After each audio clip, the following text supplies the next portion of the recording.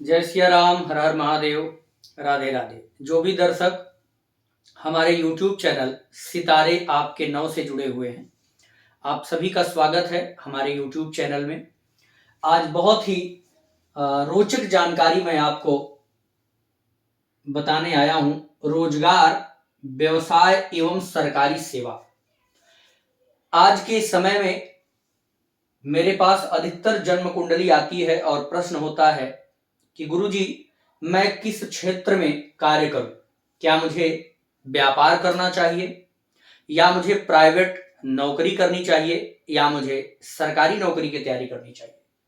तो अगर आप में से भी किसी का यह प्रश्न है तो आज आपका यह प्रश्न समाप्त होगा और आपको बिल्कुल उचित जानकारी मैं देने वाला हूं आपके ही जन्म कुंडली से। हमने आपको एक उदाहरण के तौर पर एक जन्म कुंडली सामने रखा हुआ है। यह वृषभ लग्न और मीन राशि की जन्म पत्रिका बनी हुई है। तो अगर किसी जातक की जन्म कुंडली में हमें विचार करना है कि उस जातक का नौकरी, व्यापार और बिजनेस किस स्तर का होगा, किस तरह का होगा, तो सबसे पहले इन्वॉल्व होगा कुंडली का प्रथम भाव। यह है जन्म कुंडली का प्रथम भाव। उसके बाद इन्वॉल्व होता है जन्म कुंडली का दूसरा घर। भाव कहिए, घर कहिए, हाउस कहिए, एक ही है।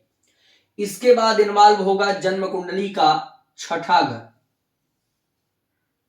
इसके बाद इन्वॉल्व होगा कुंडली का 10वां घर और इसके बाद इन्वॉल्व होता है कुंडली का 11वां घर।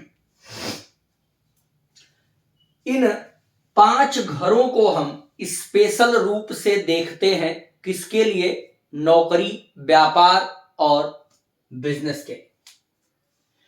तो आइए सबसे पहले हम लग्न को क्यों लेते हैं, क्योंकि लग्न मीन्स जातक स्वयं है जो प्रश्न कर रहा है। तो सबसे पहले हम देखेंगे कि लग्न की क्या स्थिति है, लग्नेश की क्या स्थिति है, लग्न पर दृष्टि किस ग्रहों की आ रही है। यदि पहला भाव अच्छा हुआ, इट मीन्स जो जातक प्रश्न कर रहा है वह कामयाबी प्राप्त कर पाएगा। मान लीजिए कि उसका द्वितीय भाव मजबूत है, एकादश मजबूत है, दशम मजबूत है और छठवां भी मजबूत है, परंतु यदि लग्न या लग्नेश बहुत बुरी स्थिति में होंगे तो इन सभी भावों का जो फल है यह रिसीव नहीं कर पाएगा, क्योंकि first house is receiver point and all houses are donator points. तो सभी लोग देने वाले हैं, रिसीव करने वाला आपका पहला घर है। तो पहले हम प्रथम भाव पर दृष्टि लगाएंगे। इसके बाद पहला घर अच्छा हुआ तो फिर हम दूसरा घर क्यों देखते हैं, क्योंकि यह दूसरा घर आपका बैंक बैलेंस है, यह आपका बैंक बैलेंस है, यह आपका वैलेट है, यह आपका चेहरा है, यह आपकी वाणी है। तो काफी सारी चीजें तो आपके एक्सप्रेशन से भी घटती बढ़ती हैं, तो दूसरा घर का भी अच्छा होना जरूरी है। छठा घर क्यों? क्योंकि छठवें घर से हम व्यवसाय का विचार करते हैं। व्यवसाय का विचार किया जाता है छठवें घर से। छठवें घर से रोग, ऋण और शत्रु का विचार होता है। आप कोई भी नौकरी, व्यापार, बिजनेस कर रहे हैं, क्या आपका स्वास्थ्य साथ देगा? आप बहुत बढ़िया ज्ञानी होंगे, लेकिन अगर बीमार हमेशा रहेंगे तो भी आपको नौकरी नहीं मिल पाएगी। तो इसलिए छठा घर भी वेरी इंपॉर्टेंट है। और दसम जो हाउस है, जो 10वां घर है, वह तो आपके कर्म भाव का घर ही है, तो इससे भी आप रिलेशन रखेंगे और जो भी काम कर रहे हैं वो उसमें लाभ होगी कि हानि होगी, यह एकादश घर तय करता है। तो आइए इसका कंपैरिजन, इसका तुलना करके हम देखते हैं। सबसे पहले दसम हाउस को लेते हैं। किसी प्रकार 10वें भाव का जो स्वामी है वो हो गया शनि। यहां पर 11 नंबर की राशि है कुंभ राशि, इसका स्वामी है शनि। फार्मूला पहला बनता है कि यदि 10वें घर के स्वामी का संबंध किसी प्रकार से पहले घर से, दूसरे घर से, छठे घर से या 10वें घर से या 11वें भाव के स्वामी से या इन भावों से अगर संबंध बन जाए तो ऐसे जातक को एक उचित पद प्रतिष्ठा, नौकरी और बिजनेस करने की स्थिति बनती है। तो आइए देखते हैं। 10वें भाव का स्वामी है शनि।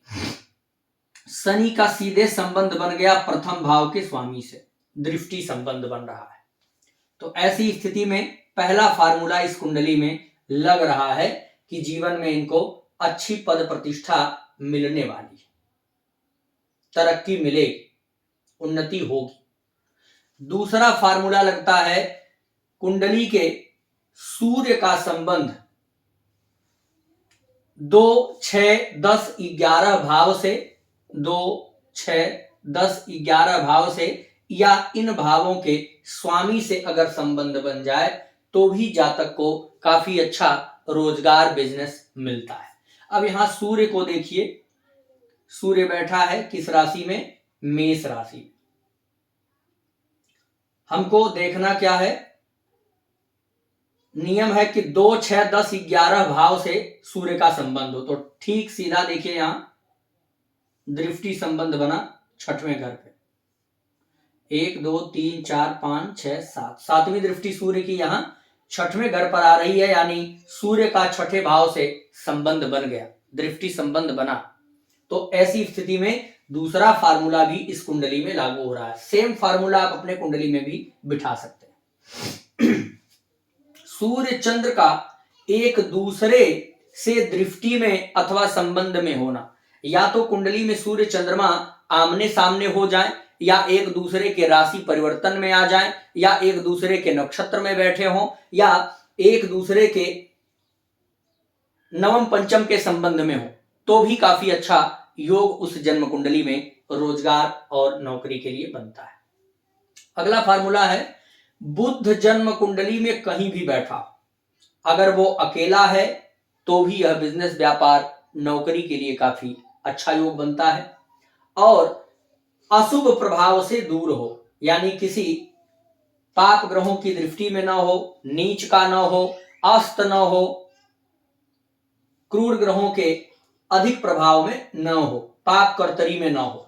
तो यहां पर पाप कर्तरी में भी नहीं है, स्वराशि का है और बलवान भी है, अकेला भी बैठा है, इसलिए काफी अच्छा योग यहां पर बन रहा है।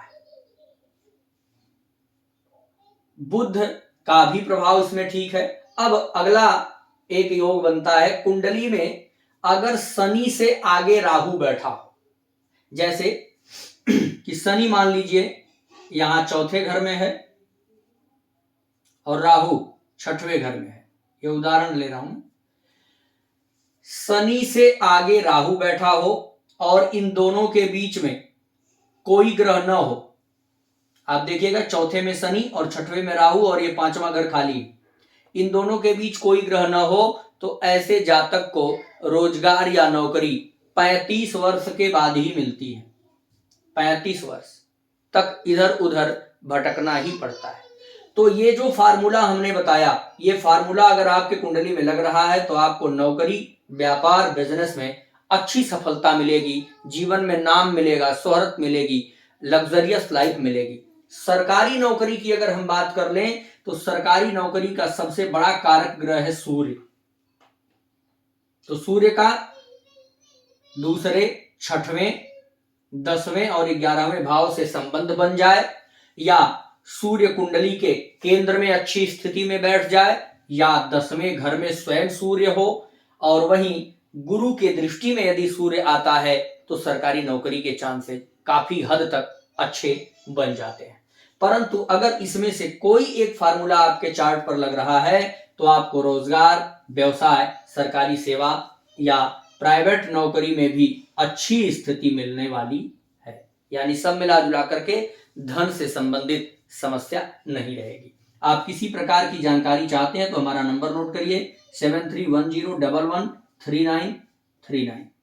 इस पर आप व्हाट्सएप करके आप पर्सनल कॉल पर हमसे कुंडली प्रेडिक्ट करवा सकते हैं। यूट्यूब में हमारा लाइव कार्यक्रम चलता है, उसमें जुड़ सकते हैं। किसी प्रकार के रत्न रुद्राक्ष से संबंधित जानकारी ले सकते हैं, या अपनी जन्म कुंडली बनवा करके हमारे द्वारा कोरियर से आप प्राप्त करना चाहते हैं तो प्राप्त भी कर सकते हैं। साथ ही साथ आप किसी ग्रह की शांति करवाना चाहते हैं, कोई ब्रेसलेट्स इत्यादि लेने के लिए सोच रहे हैं, या आपकी जन्म कुंडली में किस ग्रह के कारण समस्या आ रही है, उसका क्या समाधान है, तो पूरी जानकारी आप हमसे ले सकते हैं। ये हमारा नंबर है, जरूर नोट करिए।